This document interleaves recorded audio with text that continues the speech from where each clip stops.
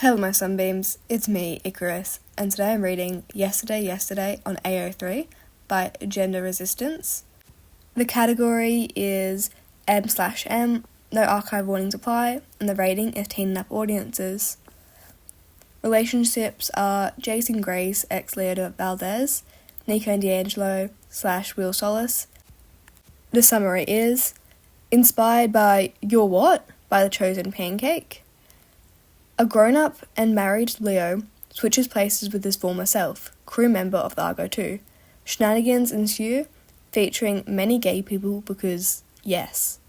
The content warnings for the entire fic are swearing, mild overstepping of personal boundaries, mild internalized homophobia, mild references to paedophilia, mistrust, bones, brief references to cults, foods as a major theme, drowning, intense emotional scenes, very mild sexual implications.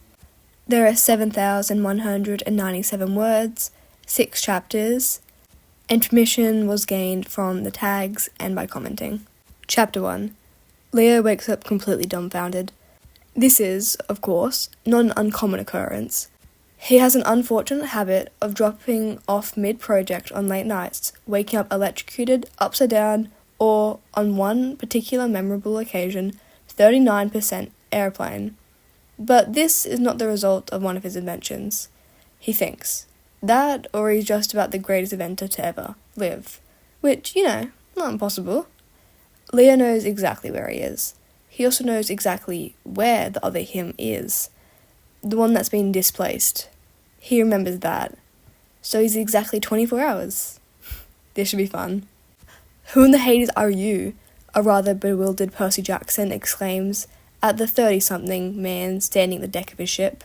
Percy, the man cheers, picking him up and twirling him around. Oh, you're so small and spotty. He smells like engine oil and burnt tar, but something about his scent doesn't feel too abrasive. It's almost familiar, and for a moment, Percy wants to lean into it, until a sharp stab of fear strikes in his gut. He's seen all sorts of monsters in his time, killed his fair share of them too. But the worst ones, the absolute worst, are the ones that can worm their way into your head and make you think that you're safe. His mind flashes back to Luke, all those years ago, and countless less powerful demons since then. Each one has bent his mind a little further to their will, but he's damned if it's some scruffy old man that breaks him. Percy pushes back like an angry cat. Put me down. No touching if you don't know who you are. Right, sorry. He's deposited ungratefully back on the ground, knees buckling as he's put down with a little too much force. Oh, sorry. You're taller than I remembered. Is that a compliment, or... Percy finds himself asking, before he quickly realises he's become distracted. I mean, who are you? What are you doing on the Argo II? Where's everyone else? He's bouncing the balls of his feet, peering about the deck as if several energetic demigods are stashed away somewhere, just waiting to be discovered. Hello? Are you going to introduce yourself? It's rude to turn up unannounced, and I'd really like to know how quickly I've got to kick your butt off this ship. The man ignores him, crouching down to rifle through a pile of discarded textiles, seemingly in search of more demigods. When the scorched sails and tattered rigging reveal no more youthful faces, he makes a big show of letting out a disappointed sigh. Percy just stares at him, a mixture of fear and bewilderment framing his face. Is Nico here? And Annabeth? And Hazel? And Piper? And Frank? And Jason? You can't just name drop a bunch of crew members to make me believe that you're trustworthy. How did you even get here? Percy demands, falling just short of commanding the respect he's aiming for. Look, dude, trust me. I know what's supposed to happen here. I need to talk to everyone all together. He looks up from the pile, wincing as he straightens his legs and returns to his original height. I'm only 35, he mutters. Shouldn't be so... Jace is going to be so smug about when he hears... He told me I should have done my stretches, but... I won't take you to the crew, not until I at least got a name, Percy says loudly, interrupting the stranger's unintelligible ramblings. How about Patricia? The man responds without missing a beat. Your name? He sighs dramatically. I'm Leo. Can I see the others now? Leo is accompanied, albeit by solid point, throughout the halls of the Argo II, towards the meeting room. I'm telling you, man, I can't tell you how sick it is to be back here. This ship is my greatest accomplishment, and that's saying something. Percy rolls his eyes. If you think I'm gonna be fooled by that horse poop, dude, you're like 18. You're allowed to say shit. If you think I'm gonna be fooled by that horse poop, you're damn wrong. Leo can't help it. He starts giggling uncontrollably. And as soon as Percy catches his eye, they're both at it. What the fuck, man? Leo just about manages through peals of boyish laughter. He knows he's been recognised. Thank the gods. Now he just wants to have fun. He has missed this after all. They pause in the hall to catch their breath, panting against the walls. A couple of times, Leo thinks it's over, but then he looks back at Percy and his weird little demeanour, thoroughly scarred yet somehow deeply innocent, and he loses it again. In all fairness, Percy himself fares no better. When they're calm enough to speak, he asks breathlessly, "So, you're really Leo?" "From the future and in the flesh, that's me." "Can you prove it?" The others aren't super liable to believe me, especially after confused Frank and that frog all those times. Oh god, I remember that. Hazel's face. They're giggling again. Yeah, I can prove it. I still know every nut and bolt in the ship, don't I? Oh, girl.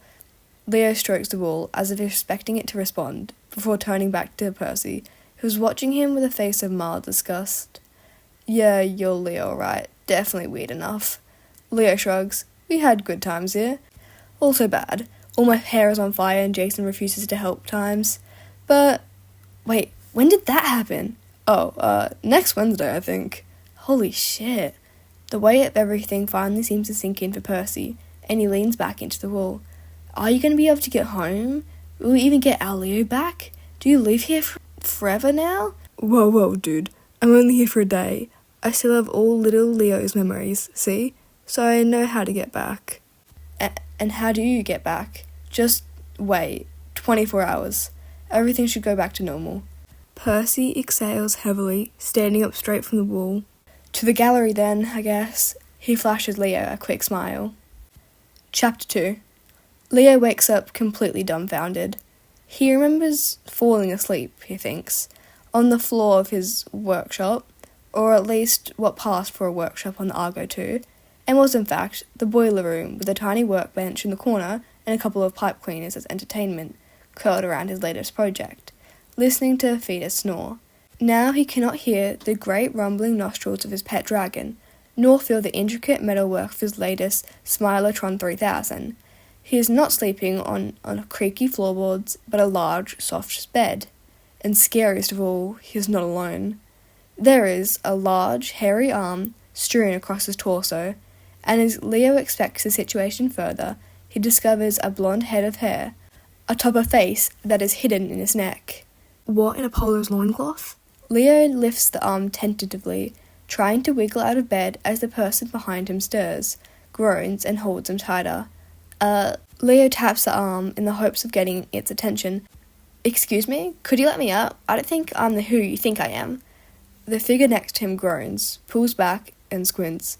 "Leo? But you're... holy shit!" They sprung out of bed, face aghast. "He warned me about this, but I thought I'd get a little... waking up with a teenager in my bed. Jesus Christ." "Sorry," Leo starts, a little concerned. "Who are you? I don't remember. Jason? Is that you?" The man across from him nods distractedly. "Holy Hades. Dude, you're hot!"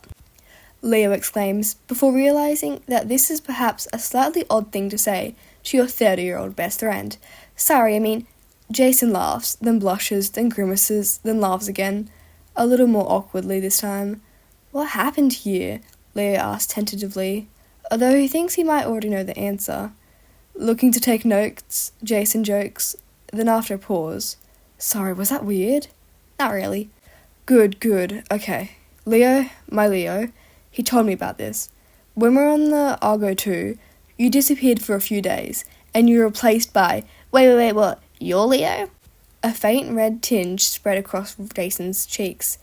"It's complicated. He said to tell you, you're bisexual. Save you the trouble of working it all out, that stuff."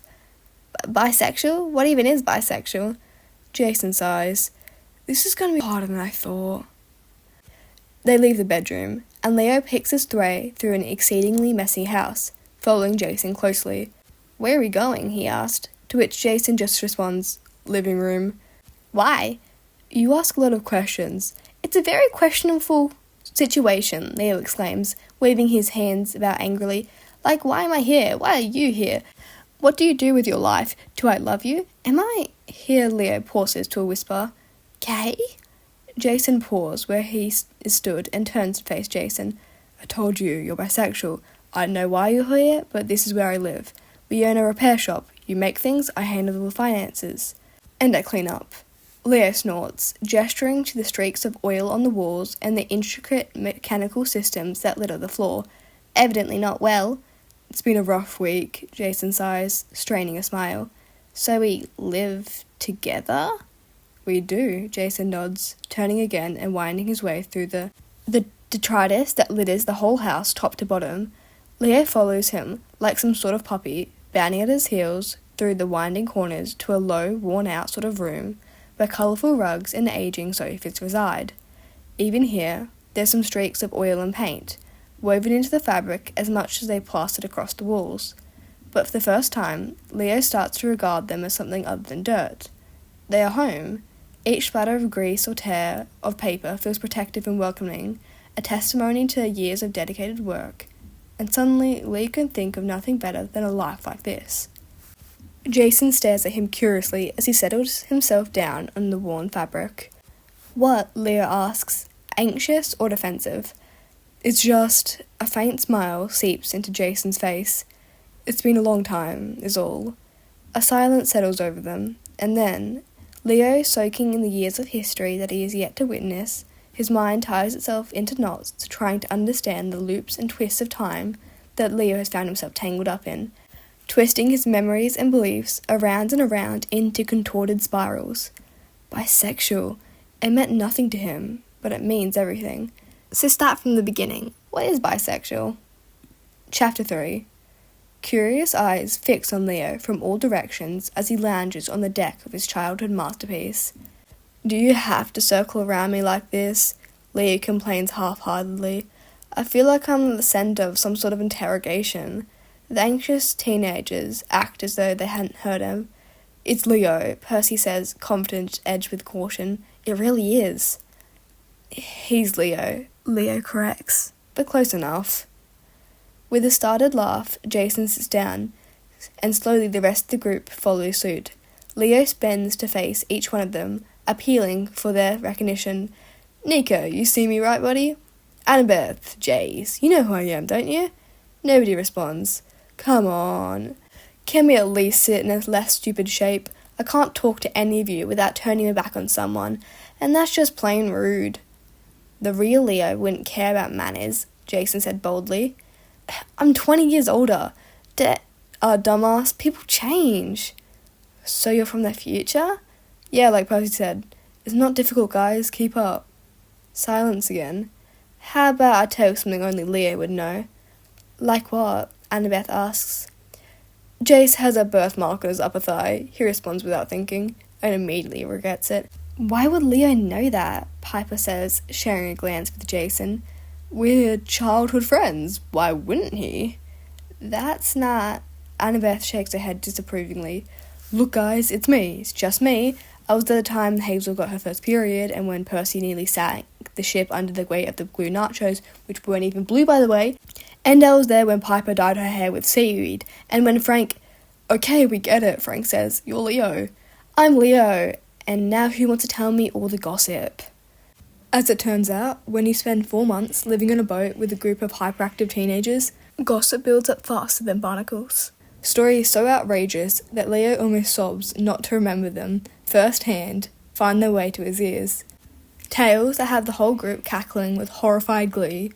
Leo hadn't really realised how much he'd missed this, the feeling of being so close to such a large group. His crew. Literally. It's not that nostalgia doesn't hit him from time to time, tinting his mind like a sepia photograph, but that feeling, the feeling of sitting, physically, in a cluster of his childhood best friends, is something that Leo has not experienced. Well, since he was their age. There's Jason and Piper, laughing their way through good-natured banter, and then there's sweet Hazel, watching the group and her boyfriend through big golden eyes. Percy's as loud as he'll ever be, and Leo regrets, not for the first time, letting their friendship drift apart. So many words and memories swam around him. And then there's Nico, looking like a puddle of doom. Poor Nico, Leo thinks, and he wonders if he should talk to him. Watching that gloomy teenager shift under his gaze, Leo doesn't realise where everyone else's eyes has fallen until it's too late. "Guys, what's wrong?" he asked, laughing. "You look like you've seen a..." Then the realisation hits him. A lot has changed since Leo's teenage years, including demigod life expectancy, very much thanks to him. The downside to developing effective monster deterrent technology is that Leo's reflexes have gone significantly downhill, or maybe he's just getting old. Either way, it's pretty embarrassing to turn up acting all wise and powerful in front of your childhood friends, only to get ambushed by the first monster you come across. Within seconds, Leo finds himself in a slimy, taloned grip of... well, he can't really see what it is, but it's something bad. Definitely something bad. A rank smell of rotting fish perforates the air as Leo struggles between the monster's claws. "Let me go, this is bullshit, I'm not even meant to be here." "Don't panic, Leo will get you down," Frank calls, and Leo feels a wave of affection rush over him. He and Frank haven't always had the closest relationship, what with past Leo being, well, downright mean to the guy. So it's nice to know that after all this time, Frank always had his back. Leo gives Frank a double thumbs up out of solidarity as he fights down his panic. "Annabeth, do you know what this thing is?" he calls. "I've not seen anything like it," she yells back, far louder than is really necessary. "It looks like some child of Poseidon, no offence, Percy, but it's nothing I recognise." Percy looked as though he's taken some offence, but if he has, he doesn't raise it. "What happens if you stab it?" "Only one way to find out," Percy says, uncapping his pen. "Riptide, you ready to give this a whirl?" Leo wonders whether Percy had always talked to his sword like that, and why he has forgotten if he had. But he doesn't have long to think about it before Percy is charging at the great armoured beast.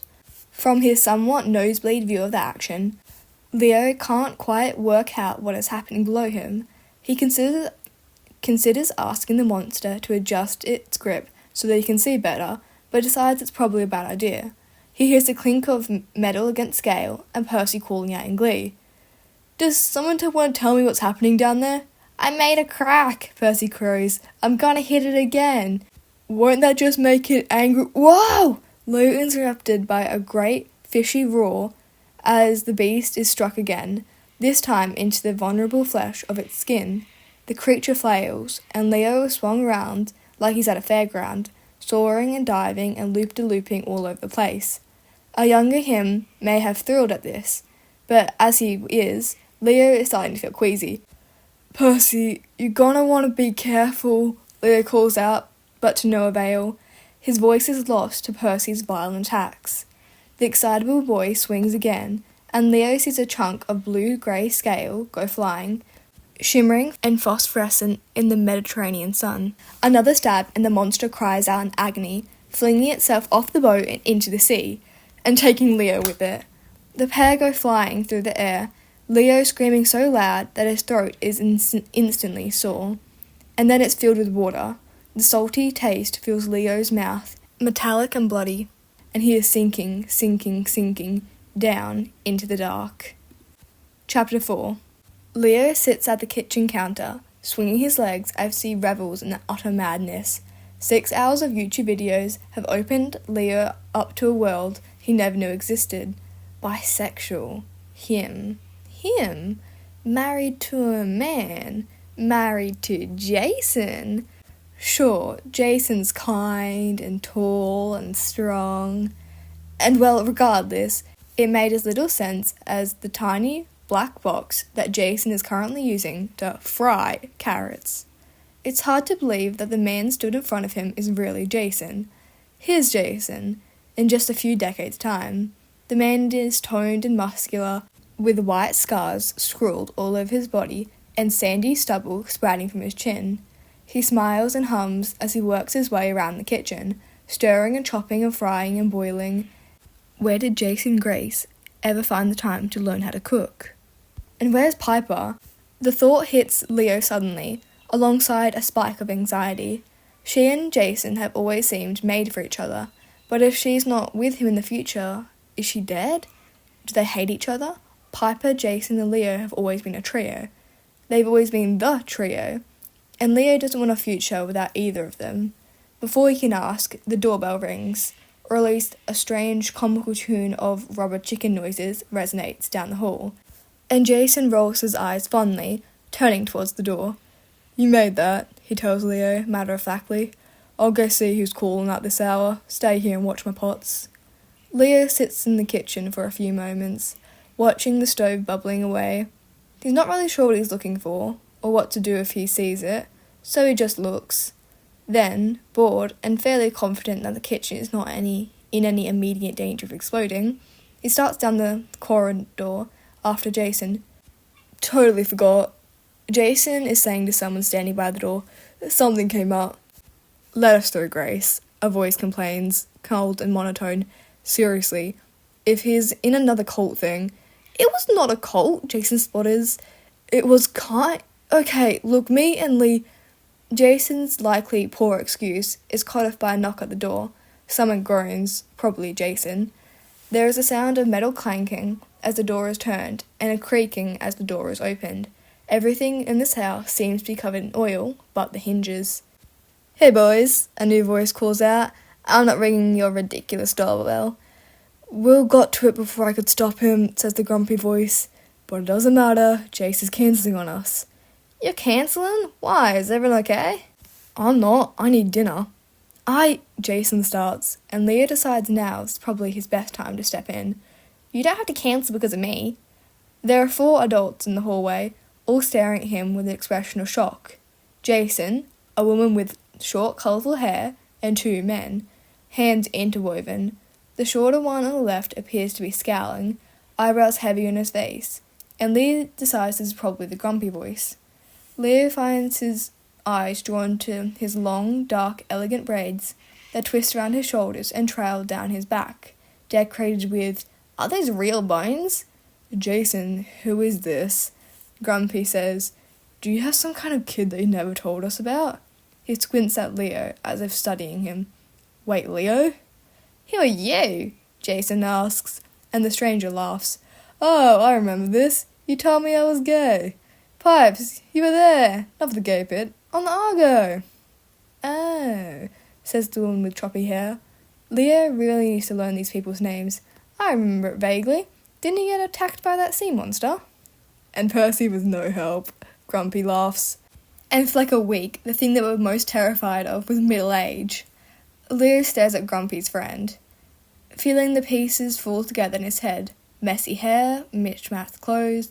Looking at her eyes, they shift from green to blue in the light of the hallway. "Oh my god, Piper, you're alive?" "Okay, will someone please tell me what's going on here?" asks the third adult. Jason sighs. "Will, this is Leo." They, them, he, him. He gestures to Will and then to Leo. "As in, kinda," Jason responds, seeming to read their mind. "When we were on the Argo, Leo did this whole sort of time swap thing, and then I woke up this morning he was, 12 years old." Leo nods sagely. "Excuse you, I'm 15. "Oh, I'm sorry, 15 years old." "Thank you." "Okay, Pipes," Leo says, pointing to Piper. "Jace," Jason. "Guy I don't know." "You know me," Jason objects. "I gave you the tour of Camp Half-Blood." A faint, hazy memory of a boy with warm brown skin and brightly covered flip-flops swims to the surface of Leo's memory, before darting away like a frightened fish. "Nope, don't remember you. Who's this guy?" "Charming." "I'm Nico," the grumpy one said, voice quiet and measured. "D'Angelo?" "The very same." "Holy Hades, dude. Your hair got, so long. And Are you gay?" Nico's dark eyes seemed to waver or something for a second, but returning to their cold and resolute stare. "Yes." Leo watches Nico carefully. Something feels off, something nagging at the back of his mind. Mouths, loud laughing, tongues, sharp, stupid, words coming tumbling out of Leo's lips. Words of disgust, words of mockery, words of shame, things he said to his friend into an uproar of laughter. Things that weren't targeted must have struck at Nico's throat like knives. A sobering weight of responsibility settles over Leo, slick with guilt. "Hey Nico, Don't," Nico says. "Don't even think about it. It was a long time ago for me." An uncomfortable silence settles over the room. After what feels like a very long time, Jason asks, "You really don't have anywhere to eat tonight, do you?" "I've only been cooking for two," Jason says as he leads their party through the corridors to the dining room. "Still no cleaner, I see," Piper teases, tagging close behind him as the pair enters into a playful argument. Falling a little further back, Leo sticks close to Nico and Will, trying to think of something to say. What was Jason cancelling? He asks in the end, and Will turns his head to face him, a bright smile on his face. "Monthly dinner party, though it looks like it's feeding us after all." "I see," Leo says as they enter the dining room. He steps over the crack where the flooring changes and he looks up to Nico. "So how long have you been dating Sunshine Incarnate?" Will snorts at the nickname. "Together 11 years, married 4. Leo whistles and wishes he had a better response then. "That was a long time." Nico didn't reply. "Take a seat," Jason instructs, gesturing to a mismatched array of chairs. "I'm not sure what we've got in, but I'll try to whip something up." "Lee, can you—" He catches himself. "No, never mind, I'll do it." Jason wanders out of the room, leaving silence in his wake.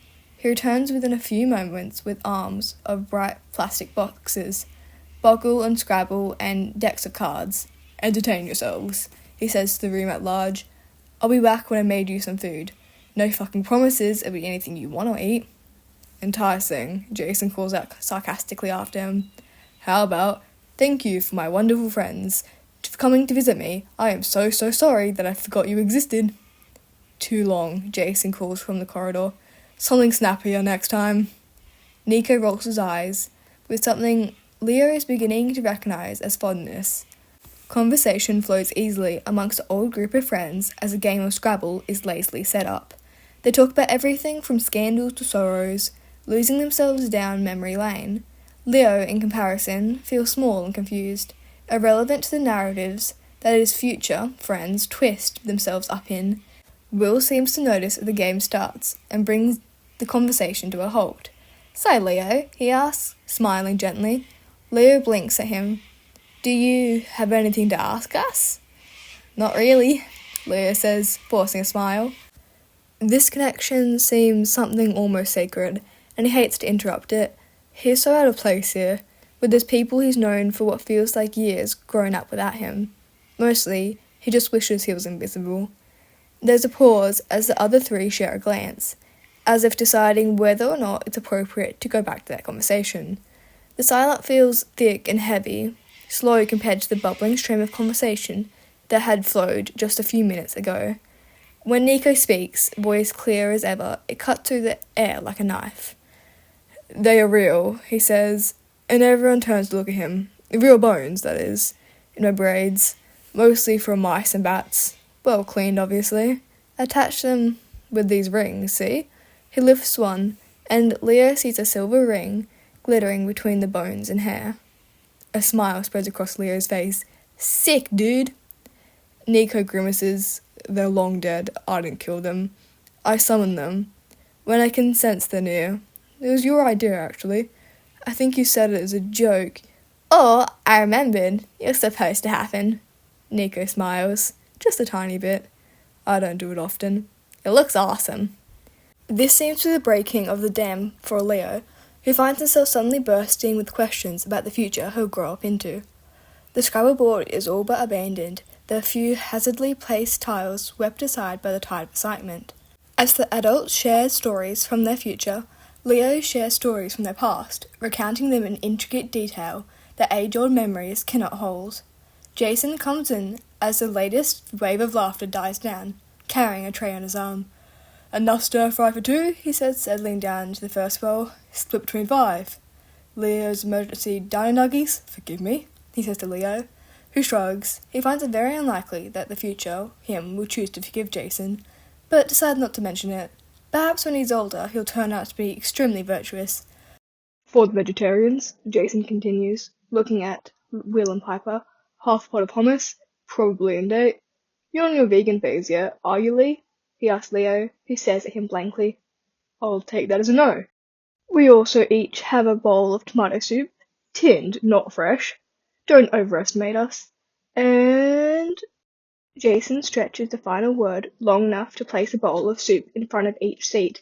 Habrio Star Mix, with gelatin in. Will eyes the pot of hummus skeptically. You're welcome, Jason smiles, as the rest of the table begins loading up their plates. Leo helps himself to a family of dino nuggies, hoping that if his future self loves them, that his past self will at least tolerate them. Biting the heads of a past self will at least tolerate them. Biting the head off the Diplodocus, he looks around the room. So you're the odd one out? Leo asks Will. You never quested with us. Did you join us later? No, Will shakes his head. I don't go on many quests. Shell hasn't either, though, Nico says, a little defensively. Shell? Piper's partner, clear-sighted mortal. She's looking after the kids tonight, Piper said through a mouthful of hummus. Babysitter cancelled. You would have liked her, I think, but we meet her in time, Nico adds. Leo nods, munching his way through 2 T-Rexes. Then he asks, Are we all gay? Bi? Whatever? Jason laughs. This group is all queer, he tells Leo, but we do have straight friends. Just not many, Will adds cheerfully, and there was hums and snorts of agreement. And we're happy? That's okay? So happy, Jason says, looking at his home fondly. Leo's home too, he supposed. One day. We're so happy. Chapter 5. The last thing Leo hears as he sinks is a voice, berating Percy, crying, Now look what you've done. He almost smiles with vindication. Sinking into the depths of the ocean, Leo feels the pressure building. This monster really is not messing around, he thinks, as he feels himself pulled to an icy death. Underwater, it is dark and blue, somewhat like a child's drawing. He has a faint memory of Piper's eldest daughter proudly showing him a crayon-scribbled portrait that looks suspiciously like his current view. When he gets back, he'll have to advise Shell to get her checked out for prophetic gifts. He's pretty sure he'll get back, only because he finds it unlikely that his friends wouldn't have told him if he died today, unless they're way smarter than they look. Lost in this train of thought, Leo barely notices when a warm, dry hand grabs onto his waist. All of a sudden, his clothes are bone dry. The water seems to bend around him, and as Leo wiggles his way out of the monster's grasp, he locks eyes with an apologetic-looking Percy. Sorry, Percy mouths, and he seems to sincerely mean it. Leo shakes his head, and thinks about mouthing back, It's not your fault that you're an impulsive teenager. He decides it probably wouldn't translate. The pair ascend, Percy being pulled up by some rope mechanism around his waist, and light floods Leo's vision. When they break the surface, the wind hits his face like a buffer, leaving him spluttering as though he has a mouthful of water, which, thanks to Percy, he does not. Nice one, seaweed brain, Annabeth calls from the deck of the ship. Percy rolls his eyes and ignores her. Come on, let's get you back on board, he says, gripping the wooden planks of the Argo II, with one clenched hand and beginning to scale it, like a climbing wall. Leo latches on alongside him, but before long the slippery planks are sliding from beneath his fingernails, and his arms are aching from supporting a whole adult body. What's wrong, man? Percy calls. Nothing, just... Leo wheezes for a breath. I'll be up in a minute. Jesus, we used to be so fit. Percy looks down at him skeptically. This'll happen to you too one day, Leo shouts into the sky. Once he has hauled himself onto the deck, Leo takes a moment to collapse, bones aching from the more exhaustion than they've faced in years. He feels himself almost melt into the creaky wooden floorboards, and he can't bring himself to care, even when his back is slick with seawater. Staring up at the sky, he groans. Right. Leo pushes himself up to a sitting position, Looking around the boat, he attempts to survey the damage. Minor repairs are already underway, with Jason and Hazel sweeping up rubble, whilst Piper does her best to mend a cracked railing, and Leo is reassured that at the very least, the main structure of the ship hadn't taken any real damage. "You good, bro?" Percy asks, making his way, bashfully, over what looked like a long, embarrassing conversation with a girlfriend. "Sorry again." Leo shrugs. "It happens, Percy. Has anyone checked the engine?" Nico's down there. "Does he know how it operates?" Percy snorts. "None of us do." "You're really fucked without me, aren't you?" No response. An eye roll from Percy, but he seems to accept the gravity of the situation. "I'll go after him, check everything's running okay. Give me a hand up." The engine is not okay. Leo feels his heart clench at the sight of it, as if seeing his own child after some horrible injury. Nico stands helplessly, twisting dials as the metal convulses in front of him. "What are you doing?" Leo exclaims. "Don't press the reset switch. No, stop, you'll hurt it." He rushes forward, defensively. Nico raises one eyebrow. "I'll hurt the machine?" "Just step out of the way, will you? Let me sort this out." Leo gets to work, pushing buttons and adjusting settings, using what little muscle memory remains from the months alongside years of mechanical experience and a spark of natural intuition. He hadn't anticipated how good it would feel to have the Argo back in his hands, taking care of it like he used to. He whispers to the machine as he works, telling it soothing nothings. When it finally hums and purrs in a way that Leo deems healthily, Leo trails his fingers along the hot metal. "There now," he mutters. "Daddy's masterpiece." A sarcastic teenage snort erupts behind him. Leo whirls around to see Nico's tiny form tucked into a corner. "You were watching me?" "Wasn't gonna leave you alone with the only thing keeping us afloat. Unlike everyone else in this damn vessel, I'm not stupid." Leo cracks a smile at the dramatics. "You don't think I'm me?" Nico furrows his brow. "I don't know what you are. You seem like Leo, you speak like him, you have his memories, you look like him, to a point." But his voice gets quieter, as though emitting something dangerous, something tragic. "I think Leo dies." "Everybody dies," Leo says, smile faltering. Nico shakes his head. "Soon. Leo dies soon. I can feel it on him. I can see it. In the air around him. But it's not... It's complicated. I don't totally understand." He seems so sad, then, so small and lost, to carry such a heavy truth around him. Boulder mines have snapped under the weight, Leo remembers. "I'm Leo. Just trust me." Nico didn't respond for a long time. "I hope you don't die," he says, finally. Leo laughs. "Thanks, kid." They're quiet again. "You don't die either," Leo says. "Not until you're at least 31. Nico looks at him, surprised. "I'm still talking to you?" Leo almost doubles over with laughter. "Don't act so shocked. We're pretty close, you and I." "Close?" Nico asks, and Leo's mind flits to the dark nights in their late teenage years. Lonely, depressed, with only each other to turn to. Closer than close. Leo doesn't need to tell him that. "Pretty close." "Huh. I just thought..." "You're married too." Leo knows this needs to be handled carefully, but some childish, gleeful part of him wants to break the news. Nico freezes. "I'm married?" "You are." Nico is impossibly tense. "To your husband." Leo leans closer, wiggling his eyebrows.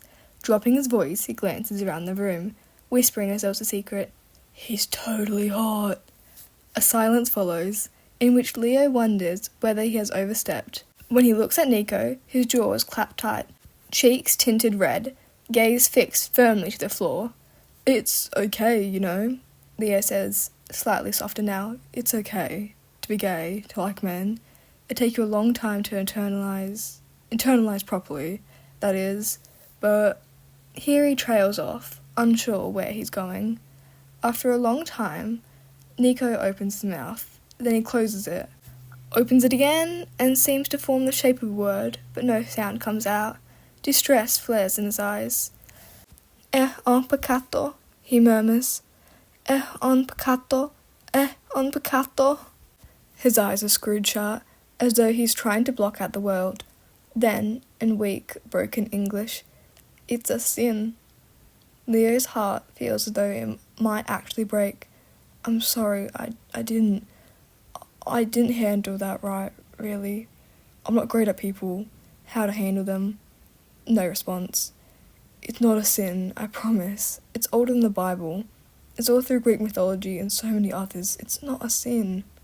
Nico looks up at him, dark eyes swimming in emotion.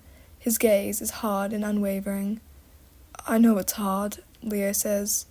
Gods, I know it's hard. But I love you. He loves you. Your friends love you. And I think you love you too. Or you will. Leo stretches out his hand, and Nico takes it, holding it loosely in his fingers. He's unnaturally cold, like always. His hand fits neatly in Leo's, a little smaller, like in adulthood.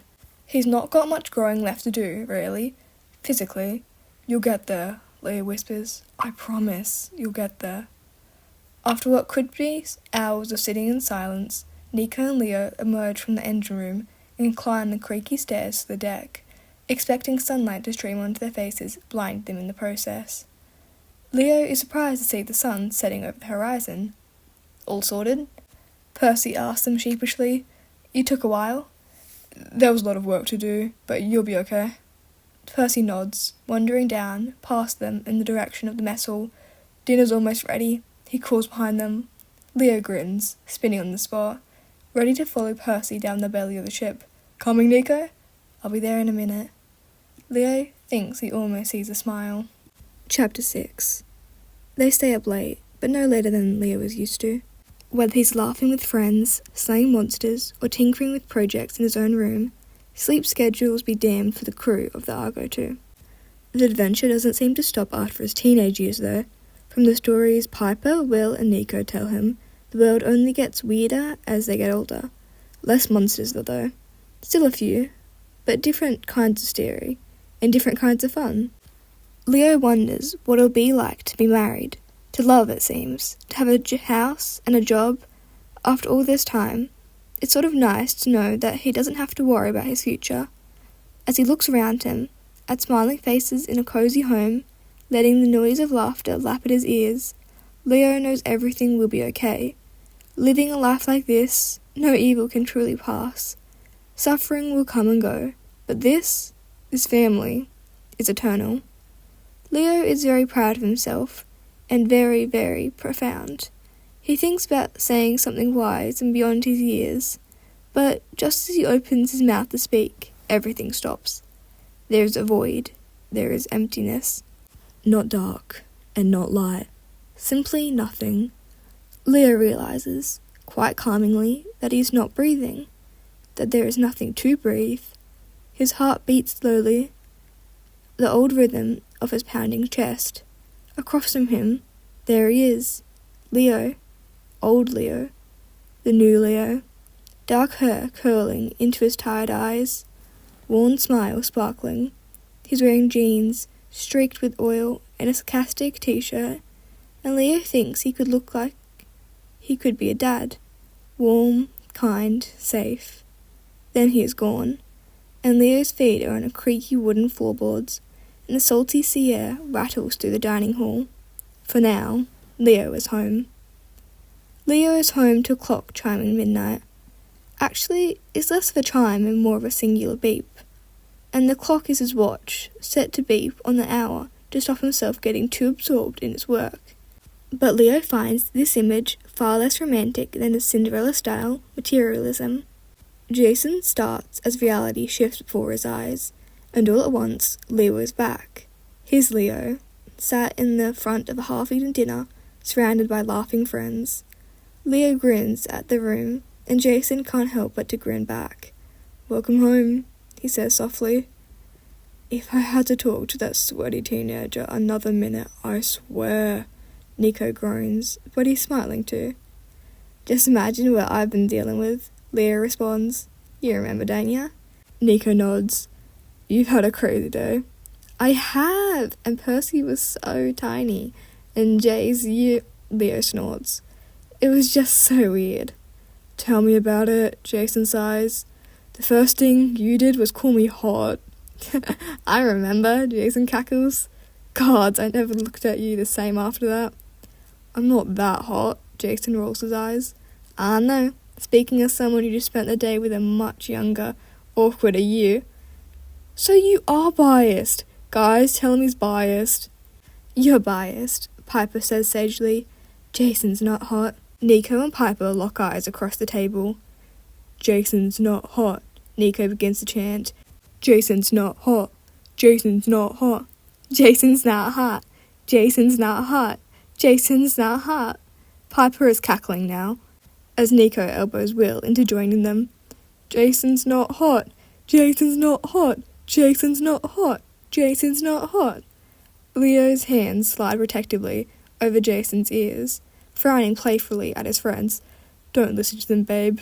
Tilting his hands slightly in the hopes that Jason will only hear him. You're totally hot. The pair smile at each other fondly, only causing the chants to louden, until Leo's eyes slide to something else on the table. Babe, he says again, but this time there's a dangerous edge to his voice. Are those my dino nuggies? And that was the end of Yesterday by Genderenaissance. I'm saying that so wrong, I'm really sorry. Anyway, the fic will be linked in the description. It was 7,190 words and 6 chapters. I hope you guys enjoyed it. Please comment any questions you'll have for the Q&A, and make sure to follow me on Spotify and YouTube if you like what I'm making. I hope you enjoyed my accents for this video. I was playing with that a lot, as you could probably tell. Sorry for my horrible attempt at Italian. I tried my best, but I don't know how it went. And random question, but please comment what type of accent you think I have. I genuinely have no idea, and I want to know what you guys think. Anyway, hope you all have a good day or night, good life. Icarus out.